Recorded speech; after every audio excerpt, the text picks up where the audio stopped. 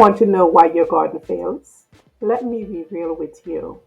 Gardening isn't just about planting a seed and hoping for the best. It's about hard work, commitment, and knowing how to nurture the very life you're trying to grow. Too often, we romanticize the idea of a garden, bright blooms, lush greenery, and overflowing vegetables. But when reality hits, the wilted leaves and stunted growth reveal the truth. A garden doesn't grow itself. If you have felt the sting of disappointment, has your garden struggled or failed, you're not alone. But understanding why it happens is the key to changing your outcomes. Let's start with some bold statements. If your garden is failing, it's not just the fault of pest, weather, or poor soil. The reality is that gardening failure often stems from human error. It's time to confront the most common reasons head on. One of the biggest culprits is inconsistency in care. A garden demands regular attention. If you water too little one day and too much the next, the plants are left confused and stressed. Consistency in watering, pruning, and nurturing isn't optional. It's a requirement. Imagine a marathon runner who only trains sporadically. Chances are they won't cross the finish line. The same goes for your garden. The same goes for my garden too. Plants are living things with specific requirements. You can't plant a tomato where your sun hungry roses are and expect miracles. Many gardeners fall into the trap of planting without considering light, soil type, and space. This is like feeding a carnivore lettuce and expecting them to thrive. It's simple, not sustainable. The allure of filling every inch of your garden bed with beautiful plants.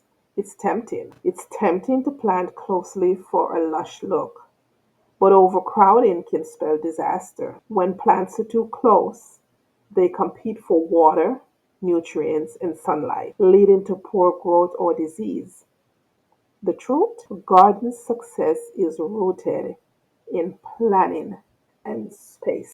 Picture this: a gardener I know, brimming with excitement, decided to transform their yard into paradise overnight. They brought every plant that caught their eye without even considering compatibility or needs. The first weeks looked promising, but soon the foliage yellowed and plants withered. Why?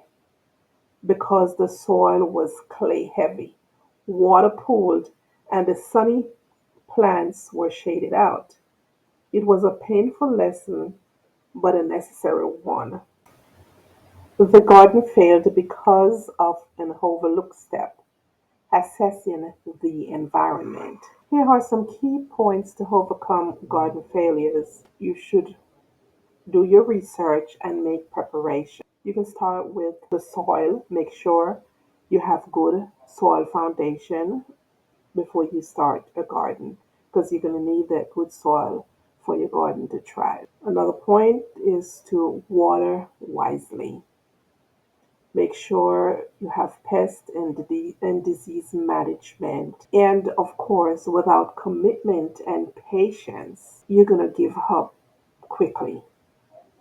So, those are some key points to consider in overcoming your garden failures. Do your homework. Successful gardening starts before the first seed hits the soil. Research the plants that suit your local climate, soil type, and space.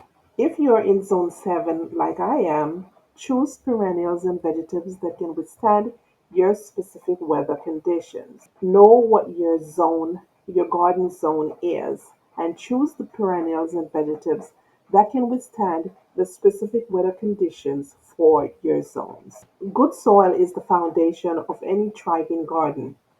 If your plants look lackluster, the soil may be the hidden culprit.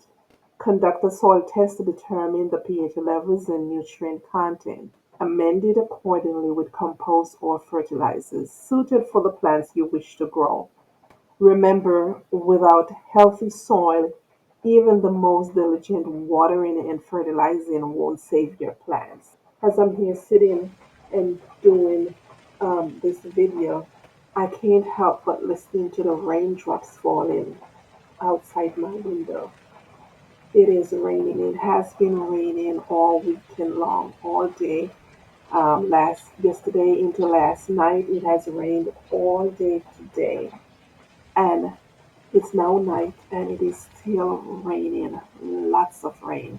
I don't know if the audio has picked up the sounds of the rain, but as a child growing up in a country, and when it rains, I used to just love to listen to the raindrops falling.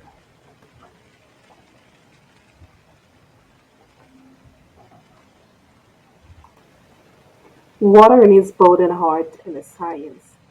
Overwatering drowns roots and invites disease like root rot, while underwatering leads to wilting. The key is to water deeply but infrequently, encouraging roots to grow strong and deep. Set a schedule based on the weather, type of plants, and soil moisture levels. The good thing for me, with all this rain that's falling, I don't have to water my garden. What a blessing. The rain is sufficient. And now it's fall. Most of my plants are beginning to go dormant and go to sleep for the winter months that's ahead. And they'll be awake back in the spring for new growth. Pest and disease can be devastating, but they don't have to be. Integrated pest management involves regular checks, identifying problems earlier, and using natural solutions before turning to chemicals. Knowing which beneficial insects help control pests is vital to maintaining the balanced ecosystem. I try not to use any chemicals in my garden. I want to keep that natural ecosystem going, so I like to do things that attract beneficial insects to my garden. Perhaps the most overlooked aspect in time and patience needed to create a thriving garden. A gardener's success doesn't happen overnight. It's the culminating of weeks, months, or even years of care. It's okay to make mistakes. I make them all the time, as long as you learn from them and adapt your approach. A successful garden isn't just about avoiding failure. It's about embracing the journey. A lot of gardeners don't tell you about their failures, but I've been gardening for a very long time, ever since I was a young lady, a young child growing up. My parents were farmers. We lived on a farm. We Farming for us was survival, and have been farming and mimicking what I see my parents do, loving it. And farming for us was sustenance.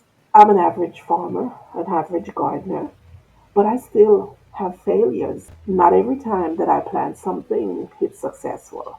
And a lot of people who plant their beautiful garden and they tell you about all the beauty and the lush of it, they don't really tell you about the failures. But we all experience failure at one point or another. So, in gardening for long term success, we should think of our garden as an ongoing experience, one that teaches resilience, patience, and adaptability. Whether it's the joy of the first tomato or the frustration of battling aphids, each moment is a stepping stone. Your garden can thrive, but only if you're willing to meet it halfway. Dedicate time to understanding what your plants need. Commit to consistent care and be prepared to adapt as nature throws you challenges. Remember, the garden reflects the effort, care, and thought you put into it. If you found yourself frustrated or are broken by past failures, take those as lessons. Use this new season as a time to regroup, reassess, and reignite your passion for growing. Start with one change, be it improving your soil or setting a watering schedule, and build from there. Have you ever experienced these common garden failures? What lessons have you learned along your gardening journey? Share your stories in the comments below and help fellow gardeners grow with you. And remember, a garden isn't just a place, it's a testament to growth, resilience, and a willingness to learn. This is your girl Dottie from Greener Acres Garden Oasis, Gago. Gardening always going on. Thanks for watching. See you in the next video.